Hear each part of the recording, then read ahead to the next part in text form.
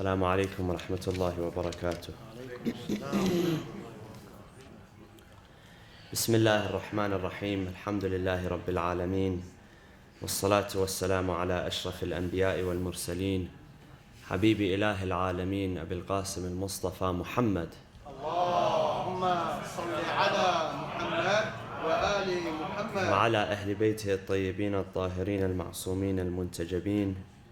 أعوذ بالله من الشيطان الرجيم. بسم الله الرحمن الرحيم. إن عدة الشهور عند الله 12 شهرا في كتاب الله يوم خلق السماوات والأرض منها 4 حرم ذلك الدين القيم فلا تظلموا فيهن أنفسكم وقاتلوا المشركين كافة كما يقاتلونكم كافة واعلموا أن الله مع المتقين. صدق الله العلي العظيم. وصلوا على محمد وآل محمد.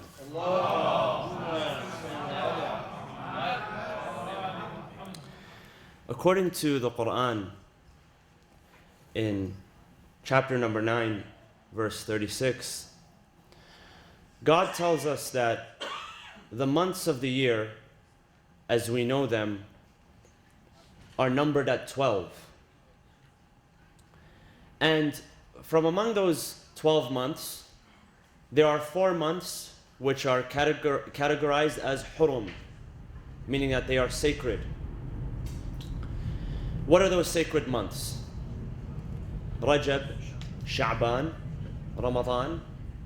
Those are the 3 months which come after another, and Muharram. So those are the 4 months out of the 12 months, which are considered hurum, sacred.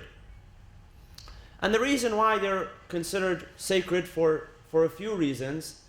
We know that the sacredness of these months was preserved even before the advent of Islam, which means that even the tribes, the people that would fight one another, they would cease fire, they would cease fighting during those 4 months.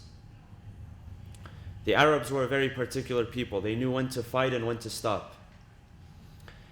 So that there was a sort of sacredness in these months.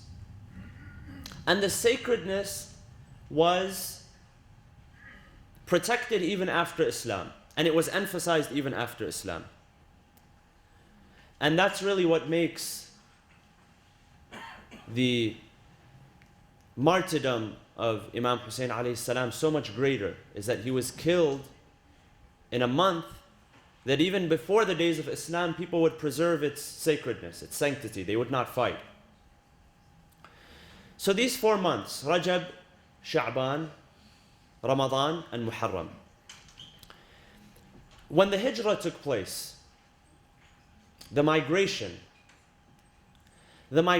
marked the beginning of the calendar.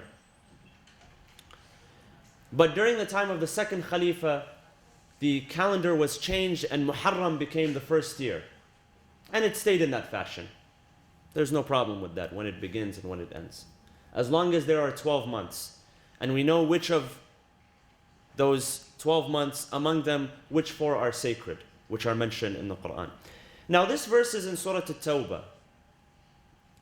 And as we know, Surah At-Tawbah begins with a verse. First of all, it begins without what? Every surah has that it doesn't have.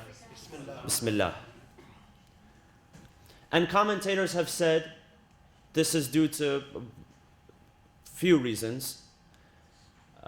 Some have suggested that it was revealed, this chapter was revealed with the chapter before. And originally when it was revealed, it was all revealed as one chapter. Some have said that there is no Bismillah because when you begin with the name of God, when you pronounce the name of God, you are speaking of protection and amnesty. And because the first verses of this chapter does what to the non-believers? It removes what from them? The protection and the amnesty which was granted to them. Because it removes it, thus they say that there is no Bismillah, because this means that there is no more amnesty. There's no more security for the non-believers who fought against the Muslims. And most of chapter number 9 speaks about the fighting against the polytheists. Even this verse itself says to fight the polytheists. Now this is revealed in a certain context. What I'm trying to say is out of the 4 months, Rajab, Sha'ban, Ramadan, and then Muharram, we are now during the final days of Jamad al-Thani or Jamad al-Akhar, and we are beginning the month of Rajab in the next couple of days. And the month of Rajab is very special. First of all, it signifies the beginning of Al-Ashhur al-Hurum. That's number 1. And number 2, it's very special because according to the hadith of Rasulullah sallallahu alaihi wasallam,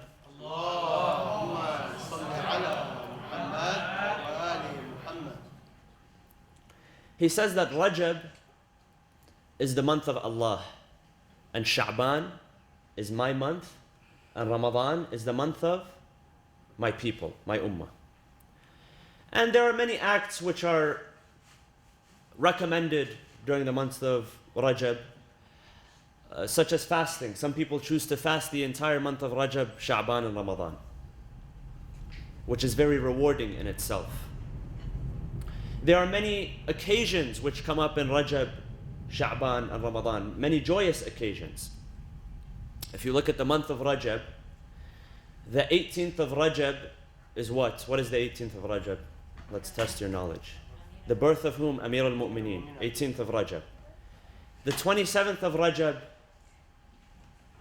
did I say the 18th? 13th. The 13th of Rajab, thank you. Sallu ala Muhammad wa ali Muhammad. I was trying to be smart. The 27th of Rajab, Mab'ath al-Nabi. So when the Prophet was proclaimed as a prophet, when he was sent as a prophet, Ba'ath, to be sent as a prophet. Sha'ban also has a few joyous occasions, such as the mid-Sha'ban, Nisf Sha'ban, the 15th, which is the birth of our 12th Imam, Al-Imam Al-Hujjah, Ajjalallahu Ta'ala Farajahu Al-Sharif.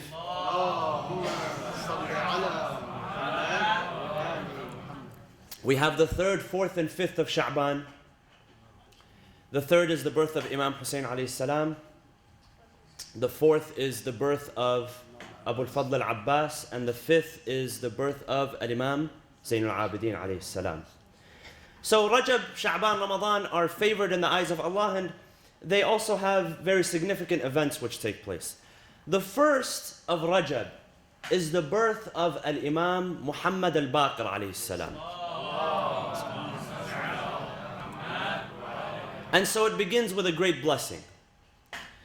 Now, who was Al-Imam Muhammad Al-Baqir? He is the 5th Imam from the Imams of Ahlul Bayt. He is the son of our 4th Imam, Al-Imam Ali ibn al-Husayn. He is the father of our 6th Imam, Al-Imam Ja'far bin Muhammad al-Sadiq alayhi salam. And he was the first out of the Imams to be given the name Baqir, and also his first name, Muhammad. The first to be named Muhammad after the Prophet. And this was something which came from the Prophet himself. The Prophet said that they will come from my lineage. They will come from my lineage, an Imam with my name. And this is the Imam which will reveal knowledge after it has been concealed. And so for this is where he gets his name, Al-Baqir. Al-Baqir means the one who digs up and retrieves and uncovers. And so this is why he was given the name. Because after a period where Ulum Ahlul Bayt alayhimus salam, the knowledge and the sciences which had been put forth by the Prophet and by Amir al-Mu'mineen, after such a long time, when they were veiled, when they were covered, when they were basically placed under the dirt, now came time to re-reveal that knowledge and elucidate and explain what was sent forth. And the first person to establish that was the fifth Imam, and to continue in his sunnah was his son, the sixth Imam, Al-Imam As-Sadiq alayhi salam. His mother, her name was Fatima. Her kunya was Abdullah. And she was the daughter of, it is said, she comes from the lineage of Al-Imam Al-Hasan Al-Mujtaba. And so he is the first Imam to come from both sides, from Imams. So from his father's side, of course, his grandfather, Imam Hussein alayhi salam, and from his mother from the side of Al-Imam Al-Hasan Al-Mujtaba alayhi salam. And naturally, the Imam inherited the akhlaq of his grandfather, Rasulullah. Not only the knowledge, but also the akhlaq of his grandfather. You know, Rasulullah was known for many things, not just his knowledge, not just his generosity, not just his mercy, but his character and his demeanor. And this is why he was described as having great khuluq, a great demeanor. وَإِنَّكَ لَعَلَى خُلُقٍ عَظِيمٍ. And naturally the Imams which came after, they inherited this khuluq, they inherited the akhlaq. One of the things that he was known for doing was he would sit outside of his home. And it was when he would sit outside of his home that he would spread the knowledge of his grandfather. You know, his own personal space became a space of propagation. It was not that he needed, you know, a grand masjid or a lecture hall or a university.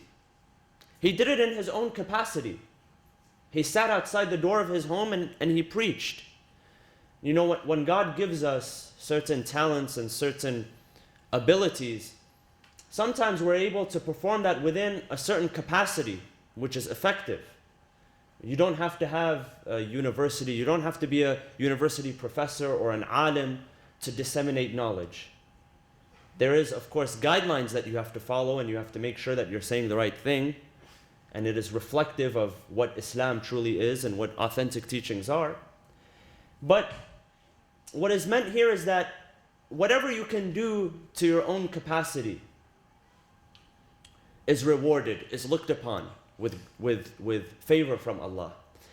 There's a famous narration which says that there was a man who, during the life of Rasulullah, he had asked Rasulullah to distribute his dates on his behalf after his passing. So this man passed away, and he had a lot of dates that were to be distributed. He didn't do it during his lifetime, but he asked Rasulullah to do it after his life. So he passed away, and Rasulullah spent a day distributing the dates and the food among the people. And when he left, this is the Prophet, when he left, the Prophet saw a small piece of a date, which was on the floor. It was kicked with the dirt. And the Prophet looked at it, and he told his companions. He said that had he distributed this during his lifetime, would have been better and more rewarding than all of this being distributed after his lifetime. The point is that while you can, you should. While you have the power and the ability, you should. And this is why there are other hadiths which encourage us to take care of or to take advantage of our youth before our old age, and to take advantage of our health before our sickness. So while we do have the blessings of Allah, we should do our best to make use of that and take advantage of that. And Al-Imam Al-Baqir, with what very little he had, he took that as an opportunity to pave the way to disseminating the knowledge of the Ahlul Bayt alayhim as-salam. Now, Al-Imam Al-Baqir, it is said that he was born on the 1st of Rajab in the year 57 after Hijrah. And if he was born in the year 57 after Hijrah, that would mean that he was born and he was old enough to see his grandfather, Imam Hussein alayhi salam. Because if he was born in 57, that would mean that when Ashura took place, he was around 4 or 5 years old during the year 61. And in fact, some narrations have it that he was there on the day. And if you're 4 or 5 years old, you are old enough to see and witness and understand some things. So he was among those that were there on that day. One of the companions which had a close relationship with the fifth Imam was an old companion who had lost his sight. Who is this companion? He was a companion of the Prophet, Jabir ibn Abdullah al-Ansari. Jabir ibn Abdullah al-Ansari, we know, was a righteous companion. His father had passed away alongside the Prophet in one of the battles. And Jabir had to take care of his siblings. He had many sisters that he had to take care of. And he lived a very long and blessed life. And he lived long enough to see the fifth Imam. And the Prophet told him that one day you will see one of my grandsons who has the same name of me. And he is very knowledgeable, and he will be the Imam of his time. And so Jabir, at that very, very old age, very blessed and old age, he comes across the Imam as a young man. He sees him as a young man or as a boy. And Jabir, of course, spending such a long time with the Prophet, had recognized the akhlaq of the Prophet. He had recognized his demeanor. He had recognized his presence. And when he saw this young man, or when he saw this boy who happened to be the Imam, he came into contact with him one day and he asked him a few questions. And just by the way that this boy replied, he understood that this was the one that Rasulullah was speaking to him about, just by the answers which he provided. Which meant that the Imam was very special from a young age. And the question here is, well, what determines who is designated as an Imam? Is it strength, physical strength? Is it being the oldest? Is it being the most handsome or the most generous or the most trustworthy? Or is it something different? Is it character and nobility and the traits which make a person worthy of imamah? Now some assume that the oldest son after the imam would always be the next imam. And this is why there was confusion for some people. After the passing away of the sixth imam, the seventh imam, Al-Imam Musa al-Kadhim, was not the oldest son of the sixth imam. The sixth imam had older sons. One of his older sons was Abdullah. And this is why when we read the name of the sixth imam, we refer to him as Abu Abdullah, the father, because his oldest son was Abdullah, who passed away after him within a few days. Nevertheless, people went to Abdullah as the imam after the sixth imam. And he had a following. But this following died out. So it wasn't age, nor was it good looks, nor was it handsomeness. No, it was something else which Allah endowed into that young man, which made him worthy of the imamah. Now, he came in contact with Jabir, and it's interesting because Hadith al-Kisa, which we are familiar with, is narrated how? Who is the narrator? Fatima. Fatima is the narrator. But who narrates from Fatima? Jabir. And who narrates from Jabir? The fifth Imam, Al-Imam Muhammad Al-Baqir alayhi salam. So it's interesting. Al-Imam Muhammad Al-Baqir narrates from Jabir, who narrates from Fatima, because Jabir himself, because Al-Imam Al-Baqir himself did not live, was not born during the time of Fatima alayhi salam. Nevertheless, we know that Al-Imam Al-Baqir inherited the akhlaq of his grandfather. And we know that, Rasulullah and even the Imams which came after, Al-Imam Amir al-Mu'mineen, Al-Imam al-Hasan, Al-Imam al-Hussein, Al-Imam Zayn al-Abidin, all of them, in one way or another, experienced oppression from people. They experienced abuse. they experienced insult. You know, one day the sixth Imam, a companion comes to him, and someone had just insulted the sixth Imam. And so this companion comes to the sixth Imam, and he's surprised that the Imam did not reply or did not say anything to him.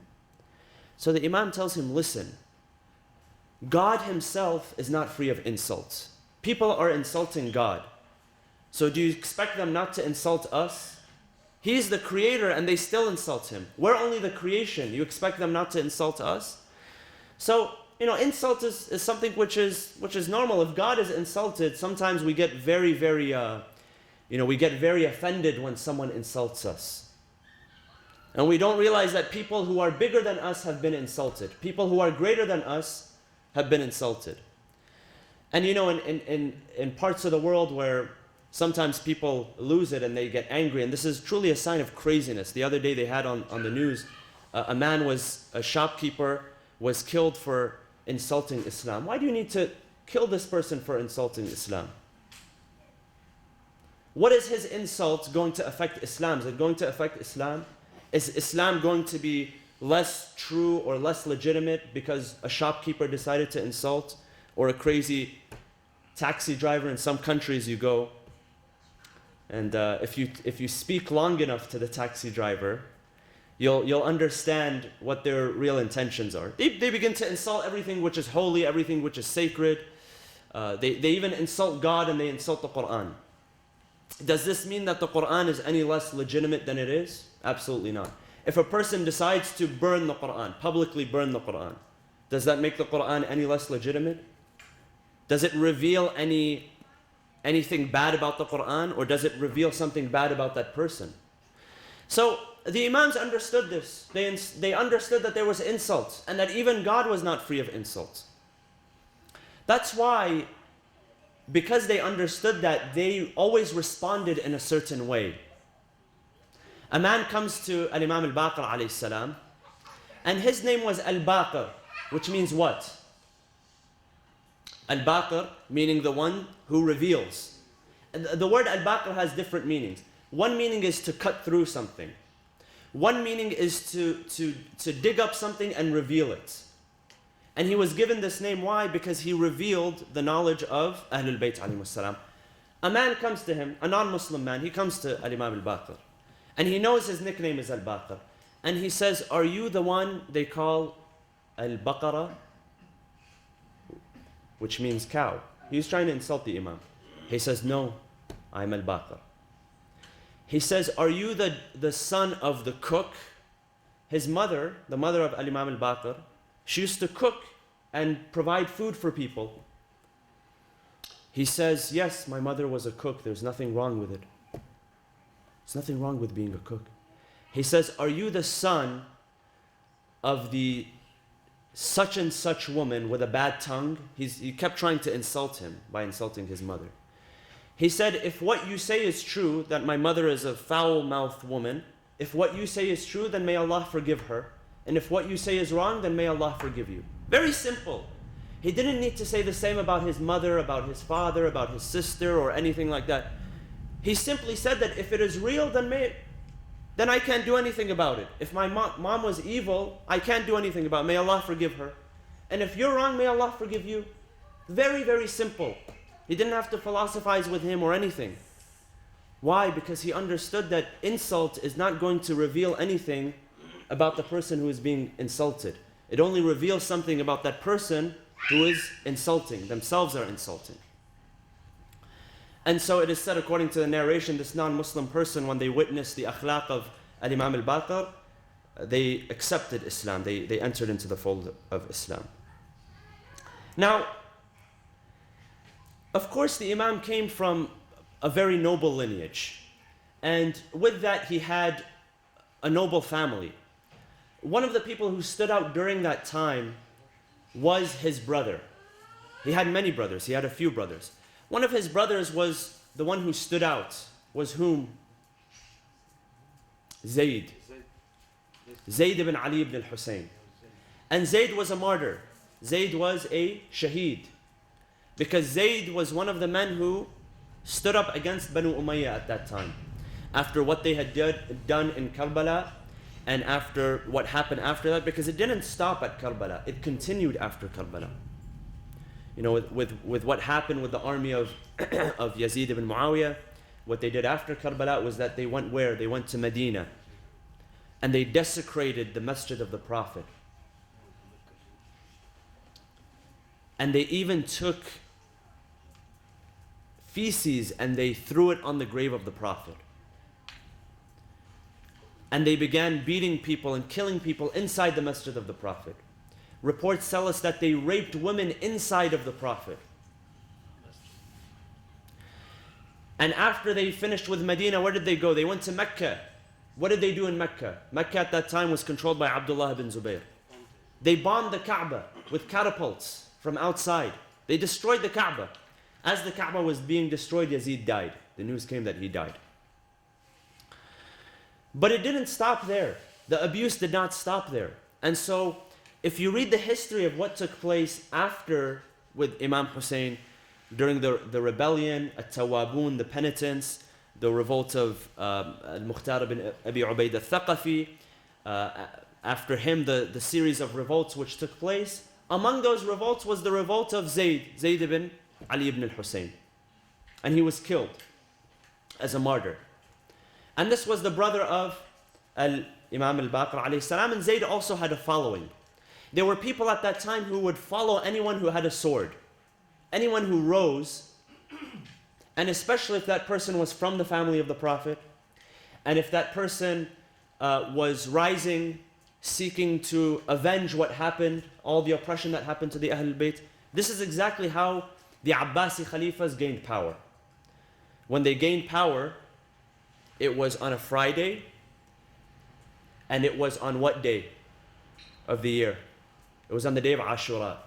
And they were all wearing black, and they came out with black flags. People thought that they were coming out in support of Imam Hussein, which they claimed they initially were.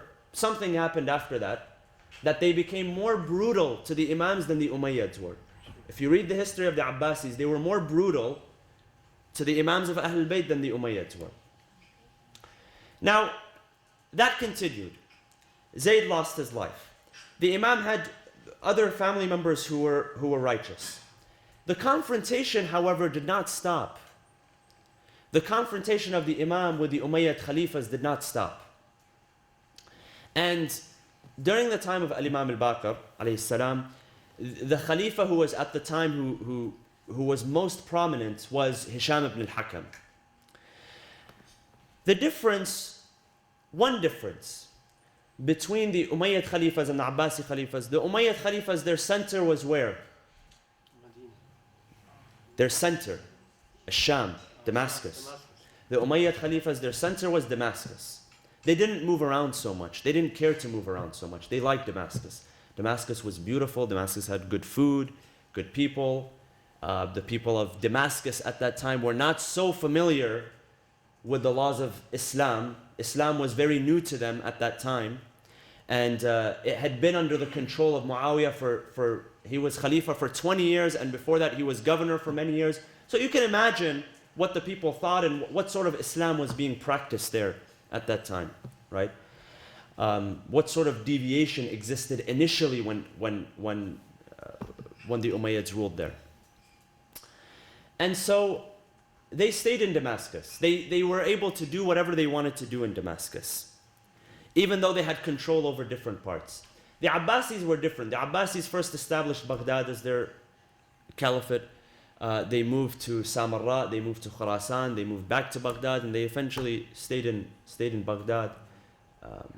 So they were, and when the Abbasis would move around, they would take the Imams with them wherever they were. And that's why we have Imams which are buried in Baghdad. That's why we have Imams which are buried in Samarra. That's why we have an Imam which is buried in Khurasan, in Mashhad, because they would take the Imam with them.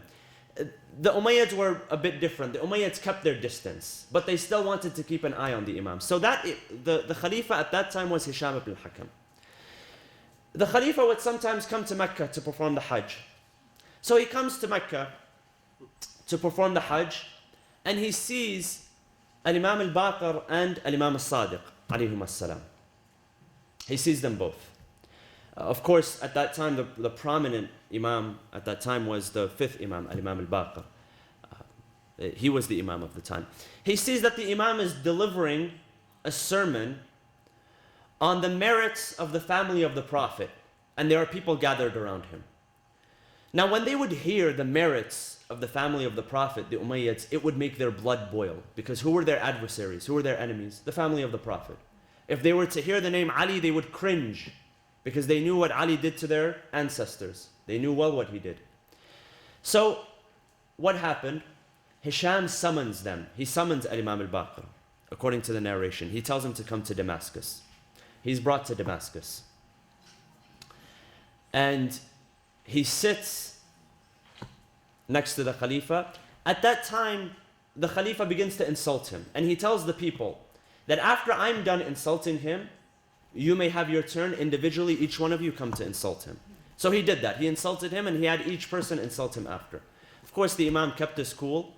And, the Imams had this personality that even if you despise them, if you stayed long enough with them, you were attracted to them.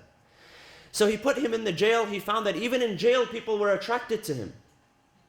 So he said, you know what? I got to get rid of him. So he leaves him. And he tells him to go back to Medina. Now, I'll end with one incident which takes place. As the Imam is leaving, now Damascus, Ash-Sham at that time had a heavy Christian presence. And until today has a Christian presence. As the Imam is passing, he sees that there's a monastery. And right outside of this monastery, there's a monk which comes there at a certain time of the week. And he preaches to the people and people gather around him. And people are, amazed at what this monk knows, the knowledge that he possesses and all of that. So the Imam sees him. The monk sees the Imam. He's attracted to him. He understands that this is a man of, importance. So he goes to the Imam and he says to him, are you here to ask questions? The Imam says, no, I'm not here to ask questions.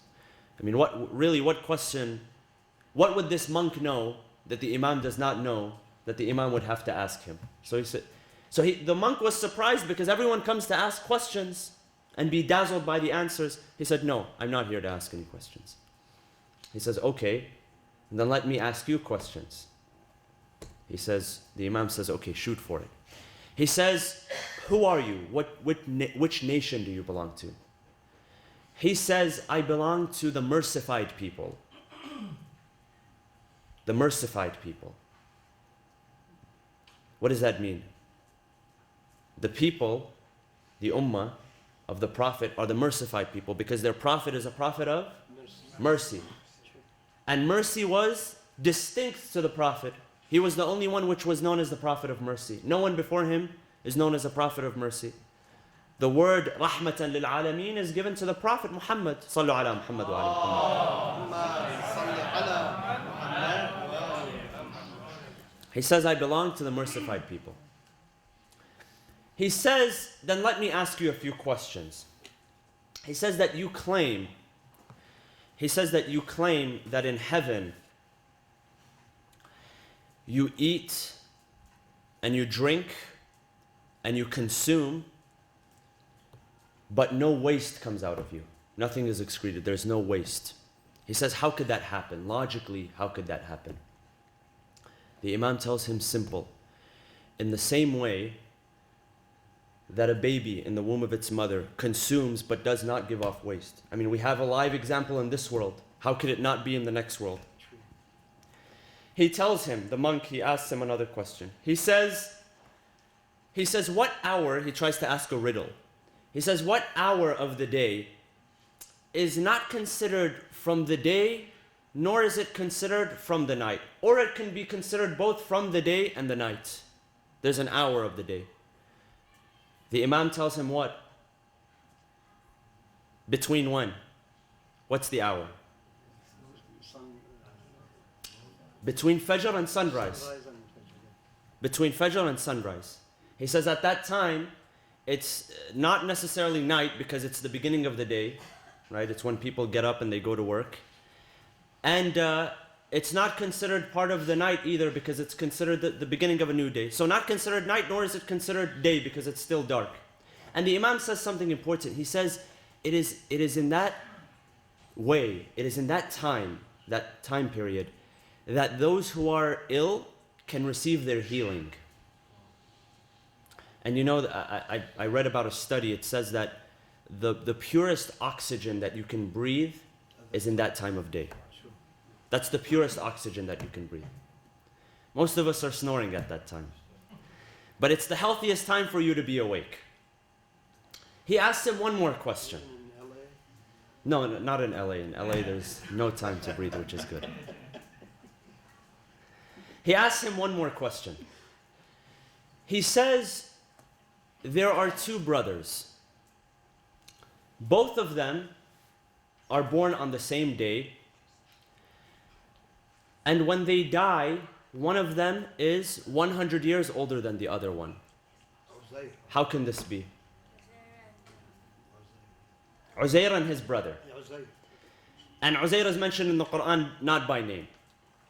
أو كالذي مر على قرية وهي خاوية على عروشها. And remember the one who passed by the village and he saw that everything had been collapsed, the roof had been collapsed.